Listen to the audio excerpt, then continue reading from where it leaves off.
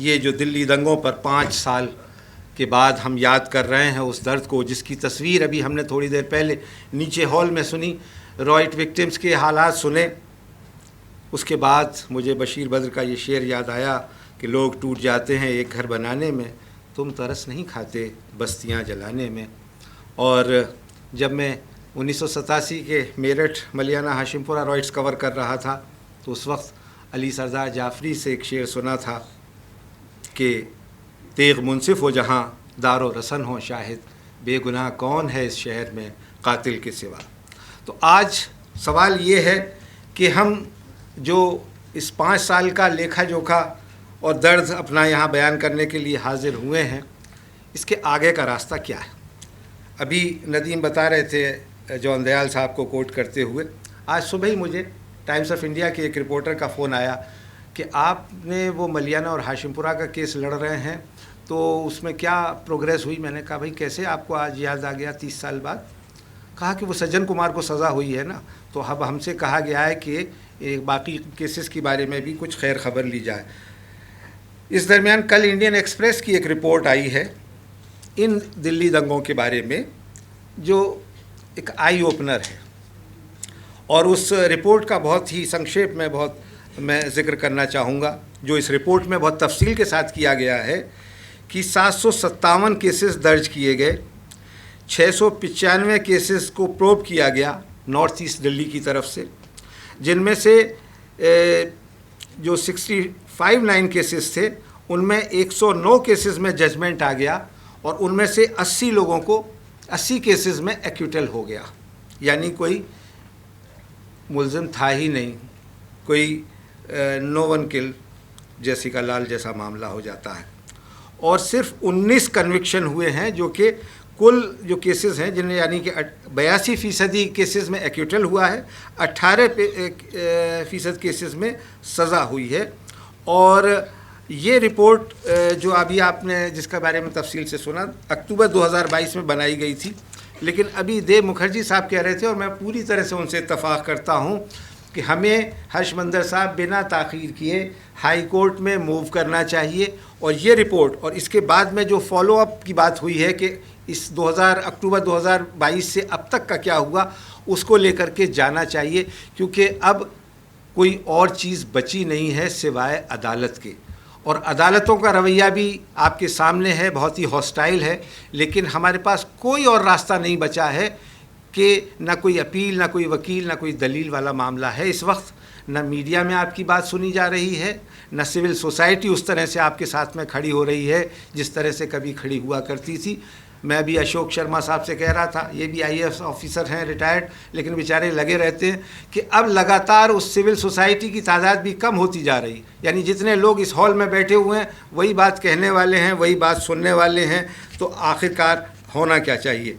जब ये 2021 में हेट स्पीचेस हुई थी दिसंबर में एक सो कॉल्ड धर्म संसद में, तो मैंने सुप्रीम कोर्ट में एक PIL दायर किया था। और उस वक्त यहाँ जो दिल्ली में एक TV चैनल है जो सिर्फ़ और सिर्फ हेट कैंपेन चलाता है, सुदर्शन TV उसका नाम है, और इस तरह के तमाम लोग जो कपिल मिश्रा टाइप के लोग जो आज वजारत में लिया गया है जिनको, उन सब के ख़िलाफ़ पूरे सबूतों के साथ हमने वो PIL दायर किया।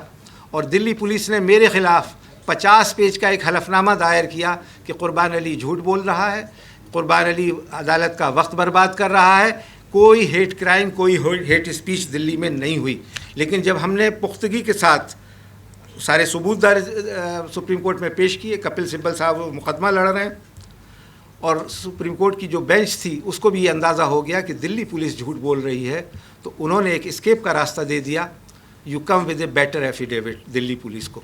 और फिर एक हफ्ते बाद जो सारी बातें हम कह रहे थे वो उस बेटर एफिडेविट में आ गई, मुकदमे दर्ज हो गए हैं, लेकिन कोई एक्शन नहीं हुआ, कोई गिरफ्तारी नहीं हुई। हमारे साथ जस्टिस अंजना प्रकाश भी मेरे साथ उस PIL में हम को पिटिशनर हैं। तो इस वक्त क्योंकि अभी दूसरा सेशन शुरू होने वाला है, कंपनसेशन की बात होनी चाहिए। हालांकि किसी की जान का कोई कंपनसेशन नहीं होता, लेकिन हमने देखा कि 87 में मेरठ में जो खून फसादात हुए थे, फसादात तो कहना अंडर स्टेटमेंट होगा, एक नस्ल कुशी थी, एक जेनोसाइड था जो कि आर्मी के पेट्रोनेज में पीएसी ने किया था, और उसमें जस्टिस मुरलीधरन ने एक फैसला सुनाया था 31 अक्टूबर 2018 को। तो इसलिए आज 16 पुलिस वाले दिल्ली की जेल में लाइफ टर्म काट रहे हैं, और उनको 20-20 लाख रुपए का मुआवजा दिया गया था।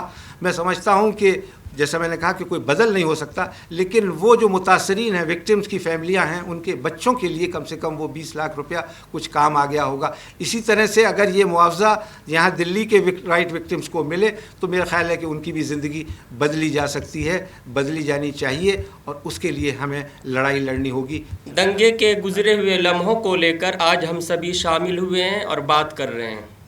मैं दिल्ली दंगे यानी कि 26-27 को मैं हॉस्पिटल था, और गवर्नमेंट और प्राइवेट हॉस्पिटल में मैं कंटिन्यू 25 डे था, और मैं उस जगह दिल्ली दंगे के दर्दनाक खौफनाक मंज़र और उस माहौल को जब मैं अभी भी याद करता हूँ तो दिल लगता है कि थम सा गया हो, यूँ लगता है कि दिल रुक सा गया हो। जब भी याद करता हूँ तो आँखों में नमी आ जाती है, खुद पे शर्मिंदगी महसूस होती है। जिन चीज़ों को लेकर कभी हमने देखा नहीं, सोचा नहीं, और लोगों के साथ इस तरह हुआ। गवर्नमेंट हॉस्पिटल की कंडीशन ये थी कि हॉस्पिटल में सुविधा नहीं थी, और पेशेंट का टाइम पे इलाज नहीं किया गया, मेडिसिन अवेलेबल नहीं थी, बेड अवेलेबल नहीं था, वार्ड अवेलेबल नहीं था, ब्लड अवेलेबल नहीं था, एम्बुलेंस अवेलेबल नहीं था, डॉक्टर की संख्या थी पर कम थी, नर्स की संख्या थी बहुत कम थी, गार्ड की संख्या ज़्यादा थी और पुलिस की संख्या ज़्यादा थी, और उस वक्त खाने का भी हॉस्पिटल में इंतज़ाम नहीं था। जो बेसिक टेस्ट होता हॉस्पिटल में उसकी सुविधाएं नहीं थी, और यहाँ तक के पानी की भी सुविधा नहीं थी। तो हम लोग जो हमारे काफ़ी साथी थे, वॉलंटियर थे, सभी से हम बाहर से पानी जो है मंगवाते थे। और उसके बाद भी हॉस्पिटल के अंदर धर्म जातिवाद को लेकर नफ़रतों का जहर घोला जा रहा था, नफ़रतों का बाज़ार सजाया जा रहा था। काफ़ी पेशेंट गवर्नमेंट हॉस्पिटल से ज़बरदस्ती डिस्चार्ज करवा कर वो प्राइवेट हॉस्पिटल में जाकर अपना ट्रीटमेंट कंटिन्यू करवाएं, और अभी भी कुछ साथी हैं जिनका कंटिन्यू ट्रीटमेंट चल रहा है। प्राइवेट हॉस्पिटल डॉक्टर और उनके कुछ ट्रस्टी ने ऑपरेशन और ट्रीटमेंट फ्री में लोगों का किए हैं, जिसकी जितनी तारीफ़ की जाए कम है, काबिल एहतराम है। पर जहां हम बात करते हैं कि सरकार की तरफ से क्या सुविधा मिली, ख़ासकर हेल्थ को लेकर, तो उस जगह पे कुछ भी सुविधा नहीं मिली। लोग हॉस्पिटल से डर से प्राइवेट हॉस्पिटल में जा रहे हैं कि मैं इस जगह पे रहूँगा तो मेरा इलाज होगा नहीं। और जो प्राइवेट डॉक्टर में हम पेशेंट को लेकर गए तो डॉक्टर का ये कहना था कि अगर इन सभी को टाइम पे ट्रीटमेंट मिला होता तो अभी ये डिसेबल नहीं हुए होते, टाइम पे ट्रीटमेंट मिला होता तो इनकी डेथ नहीं हुई होती। लोगों को, पेशेंट को कंपनसेशन मिला। 4 साल 5 साल से जो है वो कंटिन्यू बेड रेस्ट पे हैं, कंटिन्यू उनकी ट्रीटमेंट चल रही है। अभी भी कुछ साथियों की ट्रीटमेंट चल रही है। आप खुद सोचें, खुद बताएं कि 2 लाख या 2.5 लाख रुपए आप दे रहे हैं, उससे क्या होगा? 4 गुना 5 गुना ज़्यादा पेशेंट का खर्चा हुआ, उनके फैमिली का खर्चा हुआ। वो 5 साल से अब तक सफ़र कर रहे हैं। उनके घर परिवार की जो कंडीशन है, अभी भी आप जाएंगे देखेंगे तो आपको खुद पे शर्मिंदगी महसूस होगी। आप और हम सब सिर्फ ये सोचें कि जब उनके वालिद मोहतरम अपने बच्चों को अपने कंधे पे उनके लाश को उठाए होंगे तो उनके दिल और दिमाग में उस वक्त क्या गुजरी होगी। यूँ लग रहा होगा कि दिल फट जाएगा, दिल फट कर निकल जाएगा। काश मैं अपने बच्चों की जगह मैं ही क्यों नहीं गुजर गया। मैं आप सभी और दिल्ली दंगे के सभी साथियों के हिम्मत, हौसले, जज्बे, सब्र और प्यार मोहब्बत को मैं सलाम करता हूं और मैं ये रिक्वेस्ट करता हूं कि इसी तरह हम सभी प्यार मोहब्बत के साथ अपनी गुज़र बसर करेंगे ताकि आने वाली नस्लों को, हम सभी को प्यार मोहब्बत का पैगाम मिले और इंशाअल्लाह हम सभी इस आज़ाद भारत देश की हिफाजत करेंगे, मजलूम की मदद करेंगे, बुराइयों से लड़ेंगे और नाइंसाफ़ी के ख़िलाफ़ आवाज़ उठाएंगे संविधान के दायरे में रहकर इंशाअल्लाह और नफ़रत के ख़िलाफ़ मोहब्बत की रोशनी जलाएंगे। एसडीएम से ही शुरू करूँगा क्योंकि मुआवजा फॉर्म सबमिट हम वहीं करने जा रहे थे। तो अगर मैं बात करूँ इंजरी के केसेस की, तो बेसिकली उनमें कोई अमाउंट ऐसे उन्होंने अनाउंस किया बट लेकिन खुद से ही दे दिया उनको कि हम आपको 25,000 दे रहे हैं रिलीफ मनी या 50,000 दे रहे हैं। तो एसडीएम ने खुद ही डिसाइड कर लिया कि हमें कितना पैसा देना है। कोई उनसे पूछा नहीं गया कि आपको, मतलब देखने के बाद भी उनको 25,000 दे दिया। कुछ लोग ऐसे भी हैं जिनको 25,000 मिला है, कुछ लोगों को नहीं भी मिला है, ठीक है। तो ये फॉर्म के अंदर भी कहीं सबमिट नहीं था, क्योंकि जब दिल्ली सरकार ने एक फॉर्म जारी किया था मुआवजा फॉर्म, उसके अंदर भी कुछ ऐसा लिखा हुआ नहीं था जहाँ पे लिखना था कि आपके साथ क्या नुकसान हुआ है, क्या हानि हुई है। तो वहाँ पर भी कुछ ऐसा लिखा हुआ नहीं था। फॉर्म सबमिट किया, फॉर्म सबमिट करने के बाद बस जमा हो गया। अच्छा, दिक्कत कहाँ आई? ये दिक्कत आई हमें NEDRCC ऑफिस जाने में। जब उन्होंने कहा कि आपने मुआवजा फॉर्म तो भरा होगा, बट लेकिन जितने भी इंजरी के केसेस थे उसमें से समथिंग 10 से 15 केसेस हैं जिनको उन्होंने एक्सेप्ट किया है। बाकी केसेस में उन्होंने ये बोल दिया कि आपको मुआवजा मिल चुका है और आपको अब यहाँ आने की ज़रूरत नहीं है, क्योंकि हम 2.5 लाख ही दे पाएंगे। बट लेकिन अगर वो चल रहा है इंसान, तो आप उससे डिसाइड नहीं कर सकते कि अगर जैसे कि जो मोहम्मद वकील जी हैं जिनकी बात मेहनाज मैम ने बताई थी, वो परमानेंटली डिसेबल हो चुके हैं और वो अगर NEDRCC जाएँ और आगे ये कहें कि हमें मुआवजा चाहिए, तो मुझे तो नहीं लगता कि देगा, क्योंकि वो पहले तो सुनने के लिए तैयार नहीं होते और इतने सारे डॉक्यूमेंट बता देते हैं कि परिवार खुद ही नहीं जाना चाहेगा। वो खुद सोचेगा कि माँ के चक्कर लगाने से बढ़िया है कि हम घर रहें तो ज़्यादा अच्छा है, अपने घर रहेंगे, सेफ रहेंगे। तो ये बेसिकली सरकार का रवैया रहा है। हर जगह पर उन्होंने एजुकेशन को लेकर प्लस NEDRCC, SDM, इन सब जगहों पर अलग अलग तरीके से उन्होंने ट्रीट किया है परिवारों को और अलग अलग तरीक़ों से उनको समझाने की बजाय उनको डराया है कि मतलब आप जितना ज़्यादा हमारे पास आओगे हम उतना ज़्यादा परेशान करेंगे। अभी एक परिवार था तौफीक, मैं नाम के साथ इसलिए बता रहा हूँ क्योंकि काफ़ी सारे केसेस हैं। 130 परिवार को हम लेके गए, लेकिन उन 130 परिवारों में से सबमिट बहुत कम हुए हैं और जिनके नहीं सबमिट हुए उनके कोई रीज़न भी नहीं दिए। उन्होंने बिना रीज़न के उन्होंने बोल दिया कि बस इतना ही हम कर पाएंगे कि सबमिट कर सकते हैं। और 7 दिन के अंदर वो परिवार ने 7 बार चक्कर मारे कि आप कल आना, परसों आना, कल आना, परसों आना। सर आज राउंड पर है। मतलब इतना गंदा रवैया रहा है NEDRCC और SDM का कि घंटों घंटों वेट किया है हमने। अगर हम सुबह 10 बजे पहुंच रहे हैं तो हम शाम को 6 बजे घर पहुंच रहे हैं, कभी कभी 7 भी बज जाते थे NEDRCC से।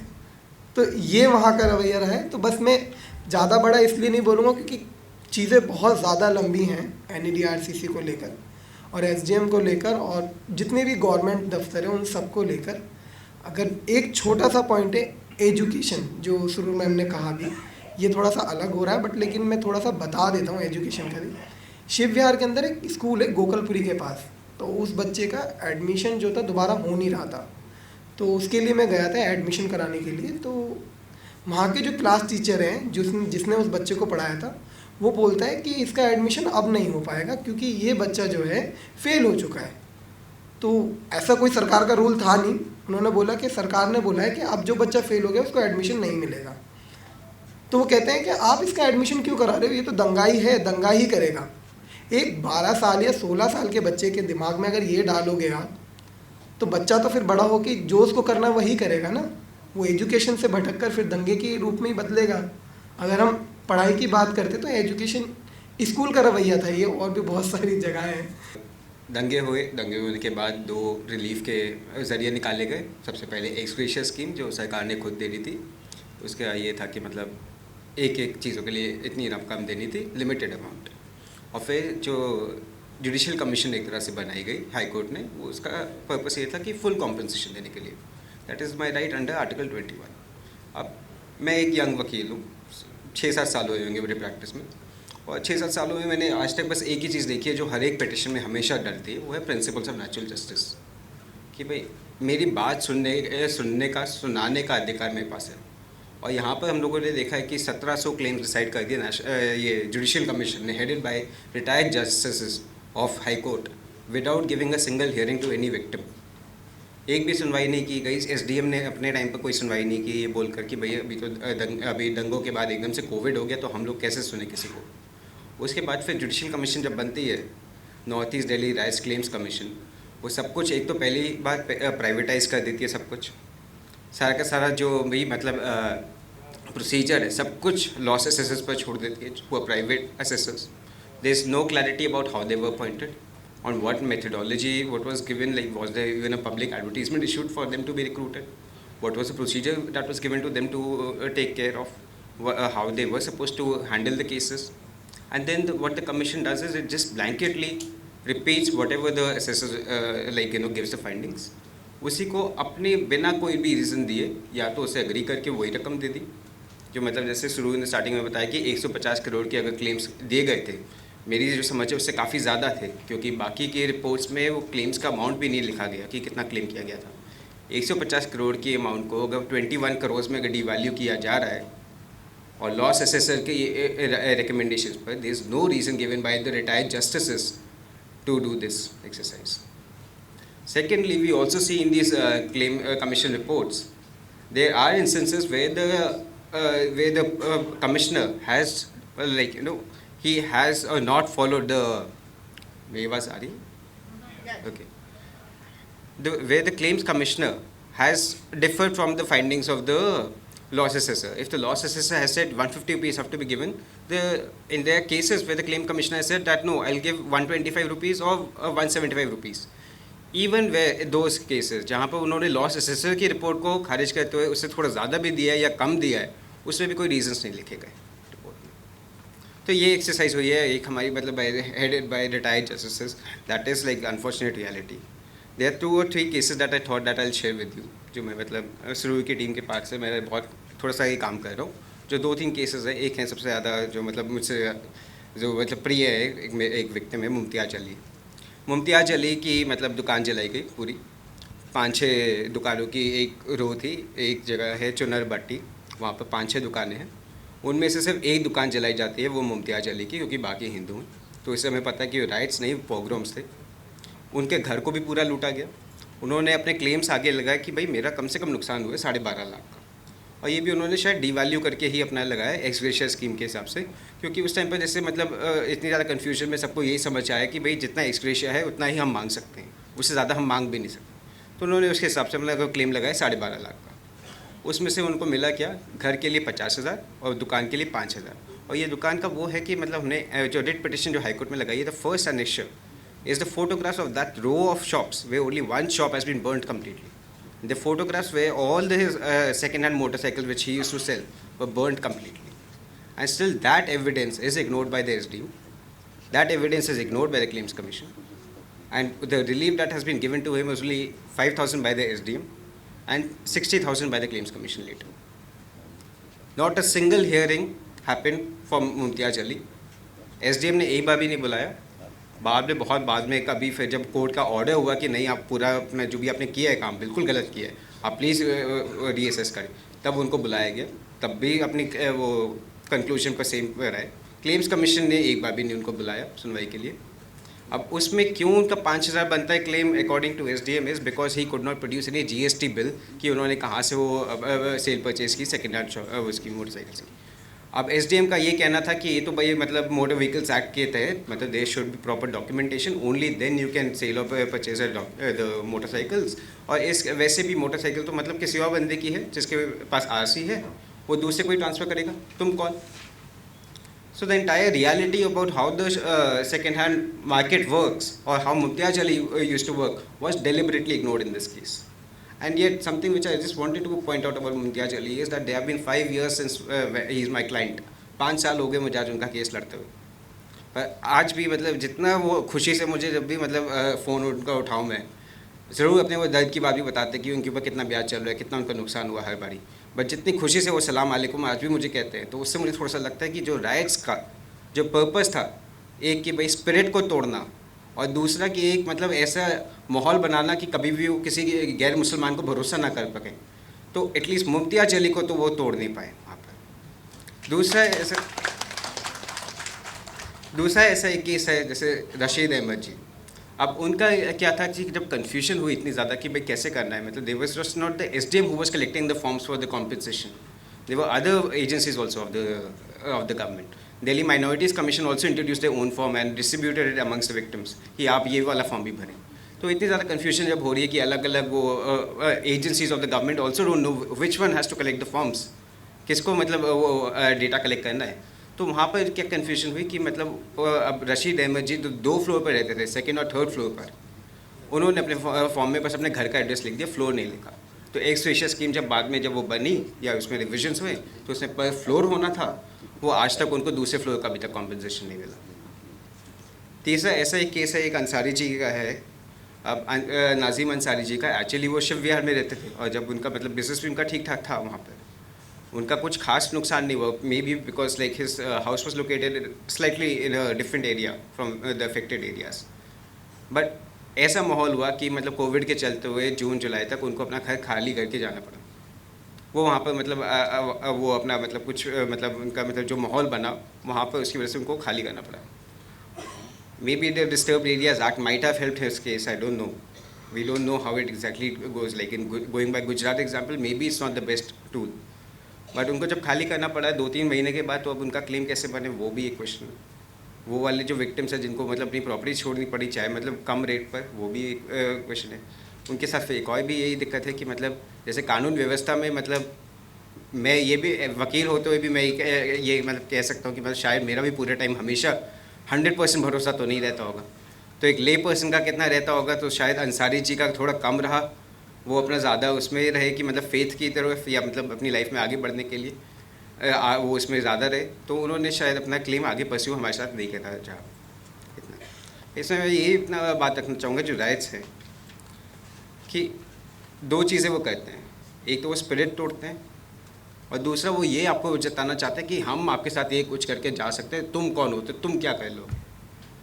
वहाँ पर जो विक्टिम फैमिली जो हमारे साथ बैठी हुई हैं उनसे बस मैं यही रिक्वेस्ट करूँगा, इसमें स्पिरिट को प्रोटेक्ट करना वो आप ही के हाथ में है, वो आप ही के हाथ में है कि आप मतलब कितना दूसरे मतलब वो जो मैसेज जो आप तक पहुंचाना चाहते हैं कि भाई गैर मुसलमानों पर तुम भरोसा कभी मत करना अपनी ज़िंदगी में, अपनी नस्लों को बता देना कि वो कभी भी भरोसा ना करे किसी भी गैर मुसलमान पर, हम लोग तो ऐसे ही हैं, कभी ना कभी तुम पलट कर वार करेंगे।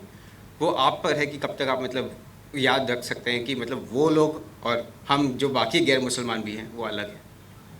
और दूसरा ये जो समझ है कि सरकार को देना है आपको कॉम्पनसेशन की, इतना वो लाख आपको देना चाहिए था, नहीं दिया, उससे मैं थोड़ा सा वो आपसे वो अलग बोलूँगा। मैं ये कभी नहीं बोलूँगा कि सरकार की जिम्मेदारी थी आपको पैसे देने की, वो आपकी जिम्मेदारी है अपना हक लड़कर छीन कर लेने का वहाँ से। तो जो भी कॉम्पनसेशन की जो भी लड़ाई है, जो सुरूर जो लीड कर रही है, जो इतनी टीम है जो पूरी भागदौड़ कर रही है, उस पर हम सबका वो हाथ है, हम सब अपना थोड़ा सा कंट्रीब्यूट करें। बट सबसे ज़्यादा वही कंट्रीब्यूट करें वो जो विक्टिम है, कि वो बोल रहे कि 5 साल के बाद भी तो मेरी स्पिरिट को नहीं तोड़ पाओगे, मैं आकर लड़ूंगा अपना केस।